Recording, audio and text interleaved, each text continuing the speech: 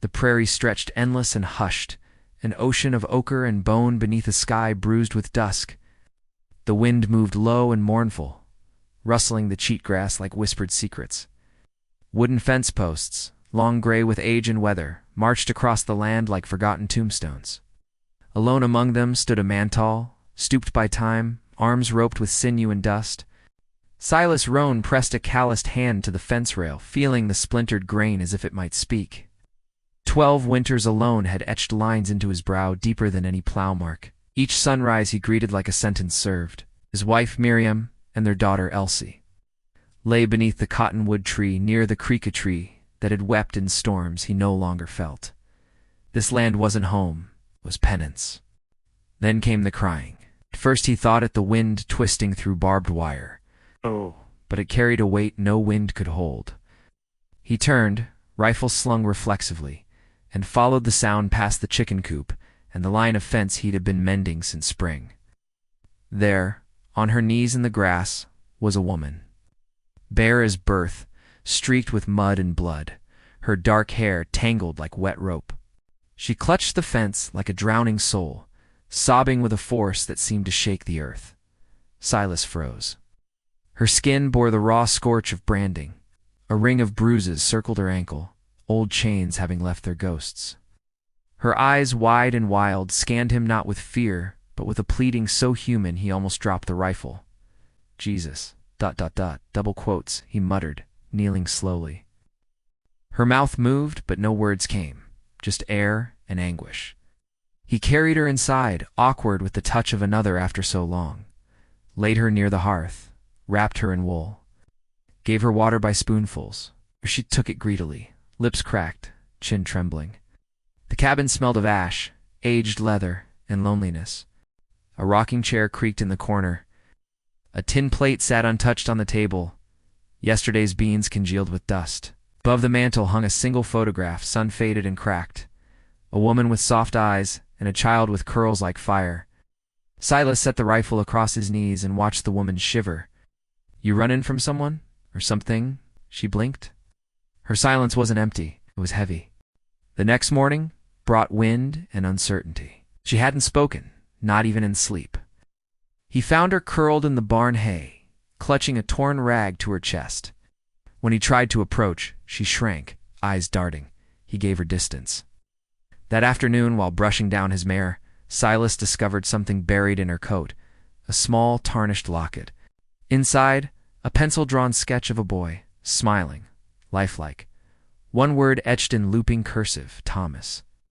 He stared at the locket for a long time, before closing it and slipping it into his pocket. That night, he sat on the porch, pipe cold in his teeth, watching stars emerge. The woman sat just inside, eyes following the fire's flicker. Her presence no longer startled him. It disturbed something quieter, something long buried under years of silence. He glanced toward the cottonwood. In the dark, the grave markers seemed to lean toward one another, whispering through the soil. Silas had buried Miriam and Elsie with his own hands after the pox took them both in the same week. The preacher had offered prayers. The town had offered nothing. Silas had offered the land everything. The next morning, he saddled up, left bread, jerky, and a canteen near her bedroll in the barn. Didn't say a word. Dry Gulch was 3 hours by horse. When he rode in, the dust peeled away from buildings like old scabs. Locals paused only long enough to register his presence, then returned to their drink or dice or whispers. At the general store, he bought flour, salt, and cloth bandages. At the bar, he sought answers. "She's not from around here," the bartender said, squinting at Silas through bottle-bottom glasses. "But I heard about a woman runnin' from Barrett's ranch, Snake River way. Word is, she gutted him good and took off with his boy." Silas's jaw set. "You sure?" The barkeep pulled out a creased sheet from behind the counter, a wanted notice. The woman's sketch close enough to her likeness stared up from it, armed, dangerous, escaped convict, a reward scrawled below in bold hand. "Barrett's got men combing the prairie. Says she's mad. Cut his boy in the throat and ran." Silas left before his silence could grow teeth. Outside, a figure detached from the shadows, a lean man with black braids and a limp crow. An ex-scout whose loyalty was as quiet as it was fierce. "She didn't kill no child," Crow said, without preamble. You know her, Crow nodded once. She worked the house. Locked in chains. Barrett used her for more in labor. I saw the boy. Thomas, 6 maybe. Barefoot, always silent, just like her. Silas didn't speak. The locket burned in his pocket. Crow added, if she came this far, it's 'cause she had nowhere else to go. Barrett's men won't stop. Silas mounted his horse. Then neither will I. When he returned to the ranch, the wind had picked up. Storm clouds massed like cannon smoke. In the barn, he found her asleep, untouched. Her arms wrapped around her stomach as if shielding something not there. He laid a blanket over her. She stirred. Eyes opened. Thomas, she whispered. Her voice was hoarse. He's still there. I ran. They follow. Not for me. For him. Silas nodded slowly. The fire crackled behind them. His eyes didn't leave hers. He your boy? A pause. Then a nod. Mine, and not. Birthed him, not his blood. But he is mine. Silas looked away, toward the cottonwood.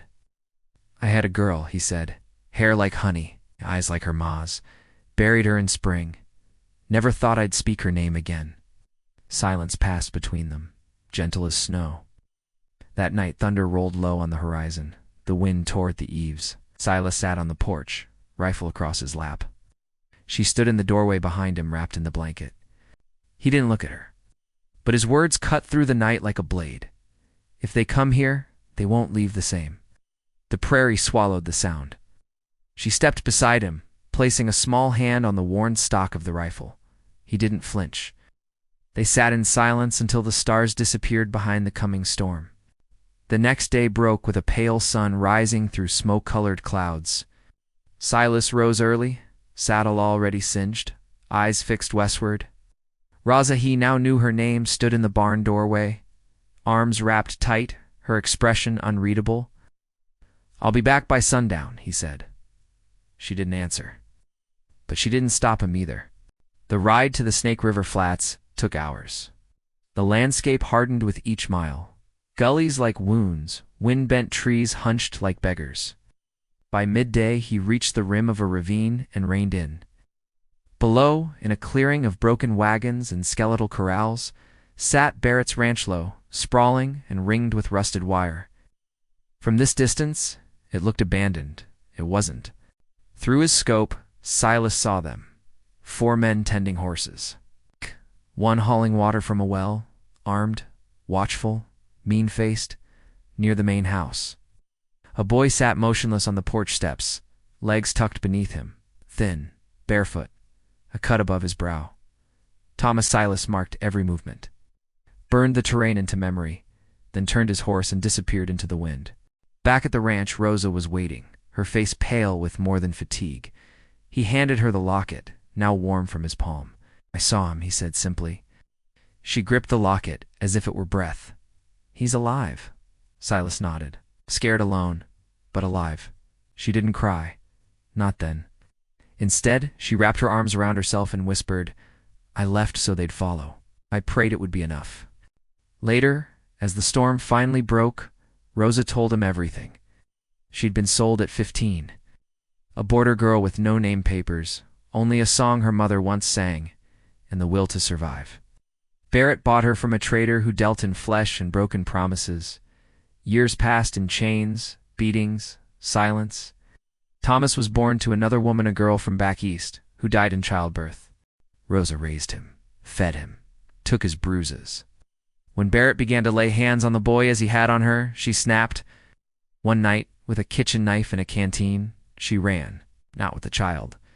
Barrett kept him locked in a room too small for escape, but with the hope of drawing pursuit. I thought if I could make them chase me, someone might see him. Help him. I didn't think I'd make it this far. Silas listened in silence.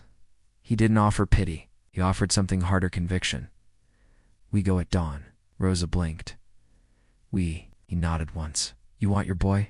I owe something to mine. They spent the night preparing. Ammunition was cleaned and counted. The horse saddled with care. Rosa wore one of Miriam's old coats, hanging loose from her frame. Silas adjusted the cuffs without comment. Before first light, A shadow appeared at the edge of the barn. It was Crow. He said nothing, just tossed a quiver of arrows to the ground and nodded toward the trail. 3 riders. Quoes they crossed the ridge under the cloak of early fog. At the ravine's edge they waited, watched the same 5 men, same restless horses.